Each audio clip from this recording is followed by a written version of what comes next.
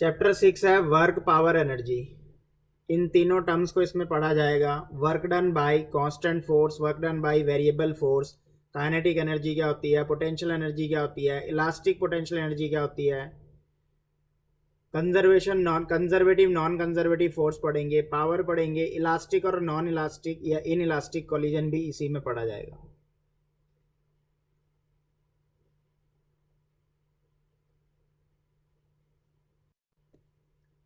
तो सबसे पहले वर्क डन। वर्क डन और work done by the constant force. Suppose करो ये बॉडी है जिसका मास m है और इसको हमने f फोर्स दिया और ये d डिस्टेंस दूर चलेगी, तो ये इसकी डिस्प्लेसमेंट होगी जो इसने कवर की है।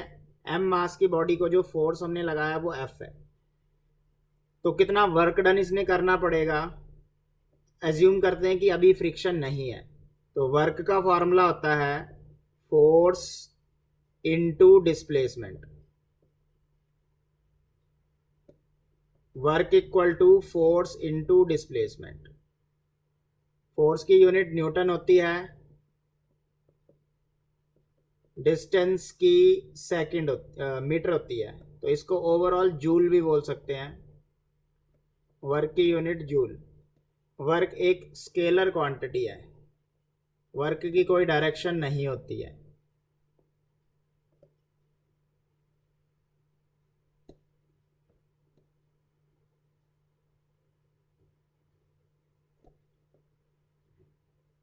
तो डेफिनेशन समझ सकते हैं, the product of force and the displacement in the direction of force.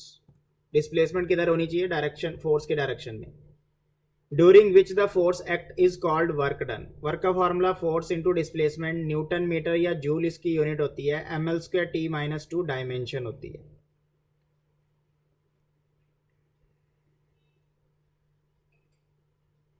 अब सपोज करो फोर्स के यहाँ पे कंपोनेंट बन रहे हैं, हमने फोर्स ऐसे इंक्लाइंड लगाया है, थीटा एंगल बन रहा है, तो ये वाला कंपोनेंट एफ कॉस थीटा हुआ, ये वाला कंपोनेंट एफ साइन थीटा हुआ। तो आपको कौन सा फोर्स वर्क के फॉर्मूले में डालना है, जो डिस्प्लेसमेंट की डायरेक्शन में है, क्योंकि ये डेफिनेशन है product of magnitude of displacement due to force and magnitude of the component of force in the direction of displacement. वो फोर्स वर्क में पुट किया जाएगा जो डिस्प्लेसमेंट की डायरेक्शन में, क्योंकि उसी फोर्स की वजह से बॉडी डिस्प्लेस हुई है, इफ एफ साइन थीटा की वजह से नहीं हुई है। तो अगर मैं इसका फॉर्मूला लिखूं तो वर्क का फॉर्मूला फोर्स को एफ कॉस थीटा डालना पड़ेगा, क्योंकि वही डिस्प्लेसमेंट की डायरेक्शन में है, और डी को डी रखूंगा। अब हमने वेक्टर कर लिया है तो इसको एफ डी कॉस थीटा लिख सकते हैं। अगर कॉस हो दो टर्म्स के बीच का एंगल, तो उसको हम डॉट प्रोडक्ट बोलते थे। तो वेक्टर की टर्म में आप फोर्स और डिस्प्लेसमेंट का डॉट प्रोडक्ट निकालोगे तब भी वर्क डन ही मिलेगा।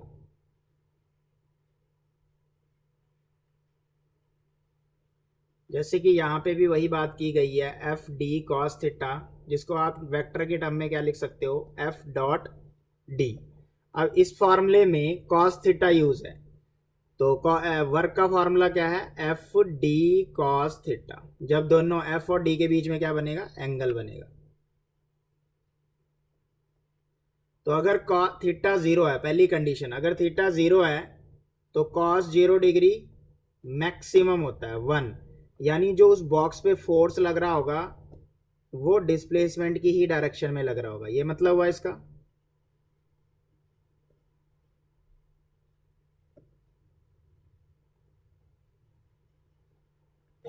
तो अगर दोनों के बीच में, एफ और डी के बीच में एंगल 0 है, तो वर्क का फॉर्मूला क्या बन जाएगा, एफ इंटू डी, कॉस 0 1 होता है। तो तब फोर्स और डिस्प्लेसमेंट सेम डायरेक्शन में हुए और वर्क डन हो गया। ये ऐसी सिचुएशन का एक एग्जांपल यहाँ पे दिया है। सपोज करो किसी बॉडी को फ्री फॉल करवाया जा रहा है, तो उस पर ग्रेविटेशनल फोर्स किधर को लगेगा। अगर कोई बॉडी एच हाइट से गिरती है, एच हाइट से गिरती है, तो उसका डिस्प्लेसमेंट तो एच हुआ, और किस वजह से गिर रही होगी, वो फोर्स की वजह से। कौन सा फोर्स लगता है बॉडी पे फ्री फॉल के केस में, ग्रेविटेशनल फोर्स। तो देखो डिस्प्लेसमेंट भी इधर को ही है और एम जी भी इधर को ही है, तो इसका वर्क डन होएगा एफ इंटू डी। एफ मतलब फोर्स, कितना फोर्स लगा रहा है, ग्रेविटेशनल फोर्स कितना लगता है बॉडी पे, एम जी। तो डी की जगह एच है, एच हाइट से ये गिरा है, तो वर्क डन का फॉर्मूला आ गया mgh। ये एग्जांपल है जब फोर्स और डिस्प्लेसमेंट के बीच में जीरो एंगल बने, यानी ये दोनों की डायरेक्शन क्या हो, सेम हो। दूसरा एग्जांपल है, दूसरा केस है कि अगर एंगल π/2 हो, अगर एंगल π/2 हो तो वर्क डन जीरो। जैसे बॉडी इधर को डिस्प्लेस कर रही है, डिस्प्लेसमेंट इधर को हो रहा है और फोर्स इस तरफ लगाया जा रहा है, तो इस फोर्स की वजह से बॉडी डिस्प्लेस कर ही नहीं रही है, क्योंकि एंगल कितना बन रहा है, π/2। किसी अदर फोर्स की वजह से वर्क डन हो सकता है, लेकिन इस फोर्स की वजह से वर्क डन क्या होएगा, जीरो होएगा, क्योंकि cos π/2 क्या हो जाएगा, zero, and work done is zero. इसीलिए डेफिनेशन में बताया गया है कि वो कंपोनेंट फोर्स का लिया जाएगा वर्क डन में जो डिस्प्लेसमेंट की डायरेक्शन में होएगा। इसका एक एग्जाम्पल भी है, देखो। When the force and displacement are perpendicular to each other, no work done by the force on the body. The acceleration produced by the force in this case is perpendicular to the velocity, so it is capable of changing only direction of velocity.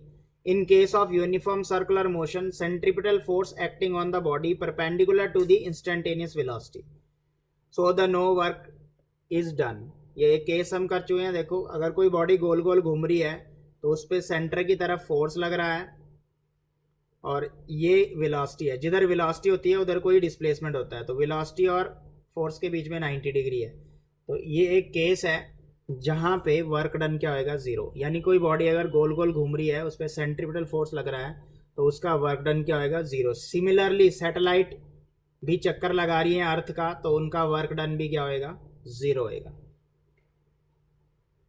Third case है, अगर angle pi हो दोनों के बीच में, force और displacement के बीच में angle क्या हो, पाई। कॉस पाई की वैल्यू -1 होती है। इसका क्या मतलब हुआ कि अगर हम वर्क के फॉर्मूले में कॉस पाई को -1 डालें, देखो फोर्स का फॉर्मूला, वर्क का फॉर्मूला क्या आएगा, F D cos theta. Theta को क्या डालना है, पाई डालना है, तो कॉस पाई -1 होएगा, वर्क डन नेगेटिव आ जाएगा। वर्क डन नेगेटिव किस वजह से आ रहा है, डायरेक्शन की वजह से। फोर्स डिस्प्लेसमेंट के अपोजिट है, यानी फोर्स डिस्प्लेसमेंट के क्या है, अपोजिट लगाया जा रहा है, इसलिए वर्क डन इज नेगेटिव। जैसे ऐसे वर्क डन वो होते हैं जो फोर्स के अगेंस्ट काम करते हैं। जैसे कि आपको एग्जांपल देते हैं कि जब ब्रेक अप्लाई किए जाते हैं कार पे, तो फोर्स ऑफ फ्रिक्शन की वजह से ब्रेक क्या करे जाते हैं, अप्लाई किए जाते हैं। तो फोर्स ऑफ फ्रिक्शन किधर को लग रहा है, बैक साइड, और बॉडी किधर को जाके रुकेगी, आगे जाके। वो जो व्हील होएगा उसमें डिस्प्लेसमेंट कहाँ होएगा, आगे जाके। मान लो मैंने यहाँ पे ब्रेक अप्लाई की, तो व्हील यहीं पे थोड़ी ना रुकेगा, थोड़ा आगे जाके रुकेगा। बट फोर्स, ब्रेक अप्लाई करने पे कौन सा फोर्स लगा, फ्रिक्शनल फोर्स। तो ये हुआ ना, एफ और डी के बीच में एंगल क्या हुआ, π/2। तो ये एग्जांपल है, when the brakes are applied to a car, moving car with high speed, the force of friction produced by the brakes is in the direction opposite to the displacement, so work is said to be done by the car against the force of friction.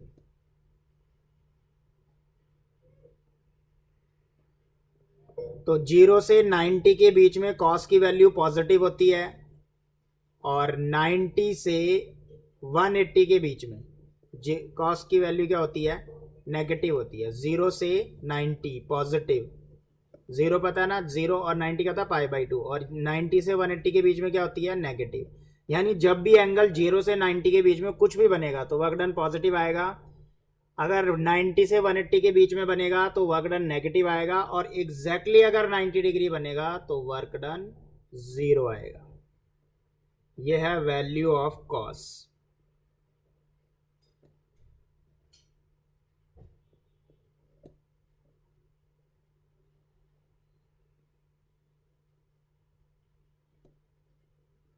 तो एक छोटा सा example, suppose करो एक coolie है जो सामान उठाते हैं, उसने अपने सर पे एक बॉक्स उठाया और वो बॉक्स उठा के प्लेटफॉर्म से चलने लगा और यहाँ पहुँच गया। तो बताओ ग्रेविटेशनल फोर्स की वजह से यहां पहुंच गया वो, कितना वर्क डन।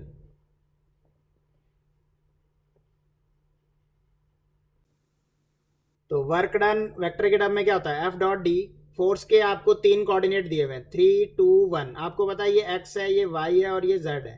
तो अगर हम इसको वेक्टर के टर्म में लिखें तो क्या लिखेंगे, 3 i cap plus 2j cap plus K cap. और डिस्प्लेसमेंट क्या है, 5 metre along the x axis, यानी 5 i cap. Direction i cap x axis की बताता है।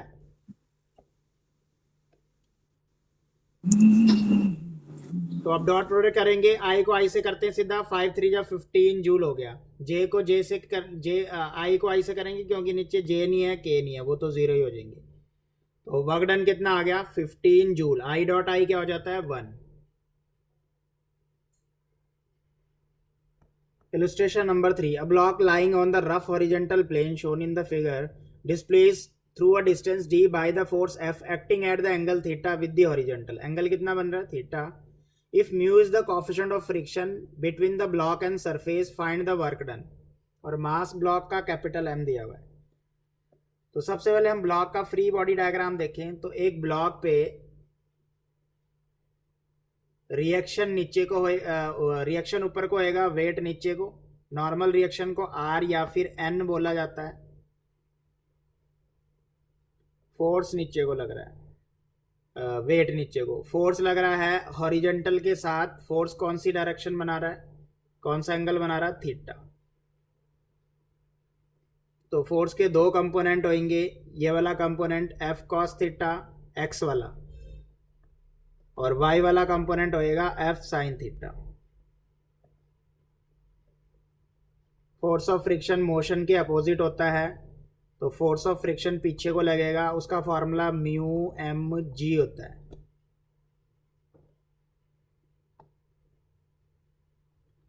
Mu into n, n normal reaction याद रखो, म्यू इंटू एन उसका फॉर्मूला होता है, ठीक है। अब हम फ्री बॉडी डायग्राम देखें तो ये ब्लॉक बाद में यहाँ आ जाएगा, तो इसने कितना डिस्टेंस कवर करेगा, ये डी डिस्टेंस। तो अगर हम यहाँ पे ध्यान से देखें तो एफ साइन थीटा वाई की तरफ है, एन बी वाई की तरफ है, और एम जी के इक्वल होएगा, नेगेटिव वाई में एम जी है। एफ कॉस थीटा बड़ा कंपोनेंट, एफ छोटा कंपोनेंट, क्योंकि बॉडी आगे मूव कर रही है, तो एफ कॉस थीटा में से फोर्स ऑफ फ्रिक्शन माइनस कर दें तो नेट फोर्स आ जाएगा अपने पास एफ नेट, जिसे हम मास इनटू एक्सीलरेशन बोलते हैं।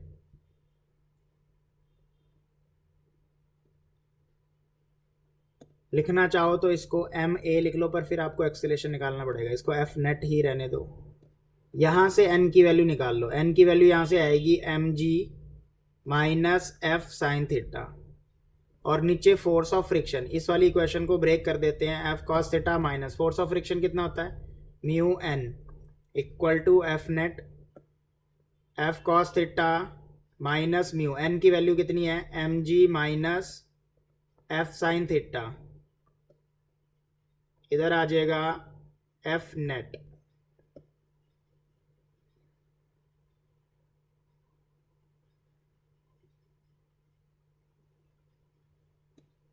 तो हमारे पास एफ नेट का फॉर्मूला ये आ गया, ठीक है। इसको अंदर मल्टीप्लाई कर दें तो f cos theta minus mu m g plus f sine theta equal to f net.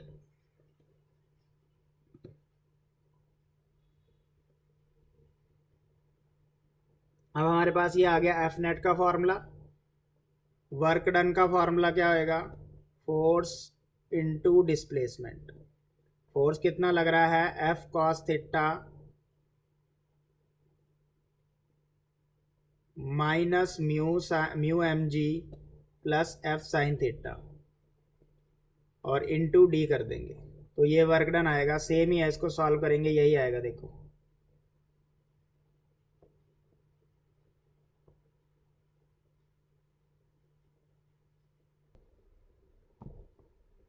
तो work done by variable force, अगर फोर्स की वैल्यू कॉन्टिन्यूसली वेरी कर रही है तो वर्क डन क्या होएगा।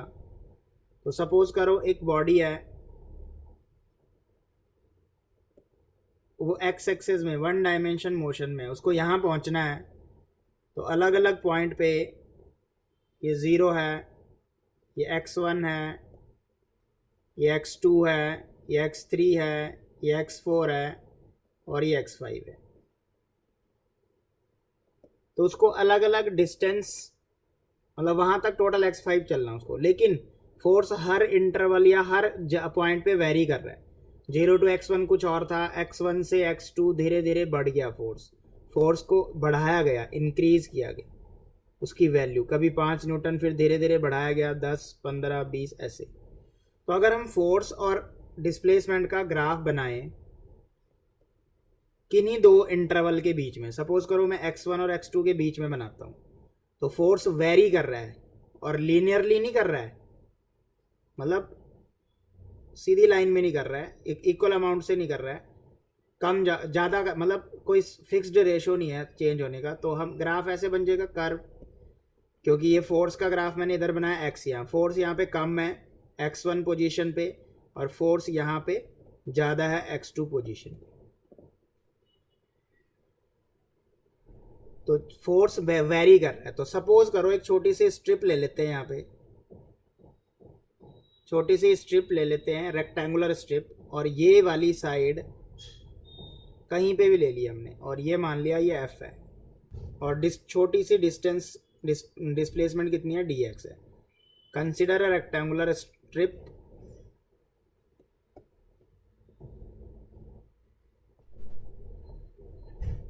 तो अगर मैं एरिया निकाल लूँ इसका, और ये मानना जाता है कि अगर ऐसी ऐसी स्ट्रिप से ये पूरी, ऐसी ऐसी छोटी छोटी स्ट्रिप से ये पूरा ए से लेके बी तक बना हुआ है, तो अगर हम इन सभी का एरिया निकाल लें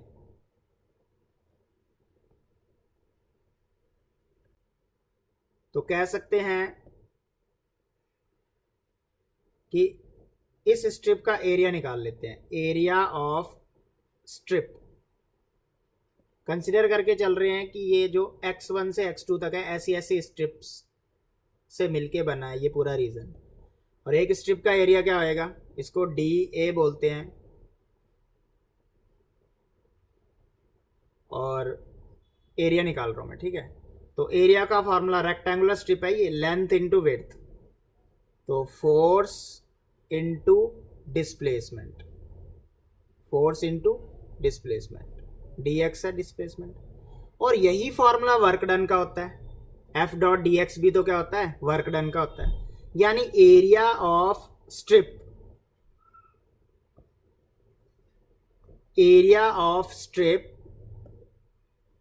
is also called work done. Area of strip को ही क्या बोलेंगे, वर्क डन, क्योंकि F dot d x area का भी फॉर्मूला आ रहा है और किसका भी होता था, वर्क डन का, तो एरिया ही क्या है, वर्क डन। तो we can write work done F dot d x. अब कहाँ से कहाँ तक करना है हमने जाना, सम कहाँ से कहाँ तक करना है, x1 से लेके x2 तक ऐसी ऐसी स्ट्रिप्स है।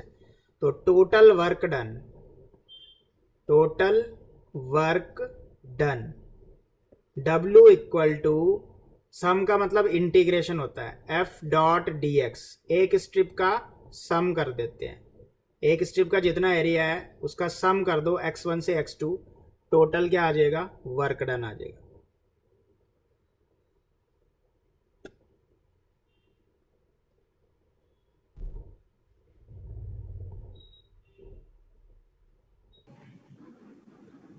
एग्जाम्पल है, मान लो मैंने आपको बोला F equal to 3x square plus 2x plus 4, ये F की इक्वेशन है जो x पे डिपेंडेंट है, मतलब x चेंज हुआ तो ये, इससे पता चलता है देखो फोर्स वेरिएबल है क्योंकि इसमें x वेरिएबल यूज हो रहा है। Find work done from x0 to x2। तो हमें इस इक्वेशन को देख के पता चला कि फोर्स एक वेरिएबल है, तो वेरिएबल वर्क डन लगेगा। x1 ये है 0, x2 क्या है 2, फॉर्मूला क्या होता था f डॉट डी एक्स। अभी ये वेक्टर की फॉर्म में नहीं है तो f डी एक्स कर देंगे इसको, अगर वेक्टर की होता तो हम डॉट प्रोडक्ट कर देते। तो integration f D x 0 to 2, क्योंकि फोर्स में भी x है और हमने सम भी x करना है तो दोनों के बीच का एंगल क्या हुआ 0, मतलब फोर्स भी x की तरफ लग रहा है और डिस्प्लेसमेंट भी x में हो रही है। तो work done equal to f की जगह डाल लो 3x square plus 2x plus 4, 0 to 2 dx।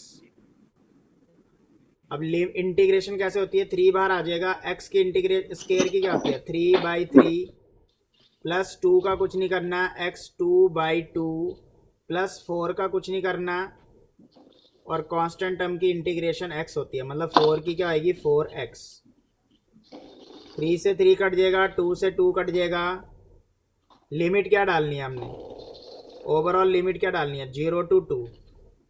तो पहले क्या डालते हैं अपर लिमिट, फिर क्या डालते हैं लोअर लिमिट। तो पहले 2 का क्यूब डालो हर x में, 2 डालना है, 2 का स्क्वायर प्लस 4 इंटू 2। जब 0 डालेंगे सारा 0 हो जाएगा। तो ये 8 प्लस 4 प्लस 8 16 और 4 22 जूल आंसर आ गया।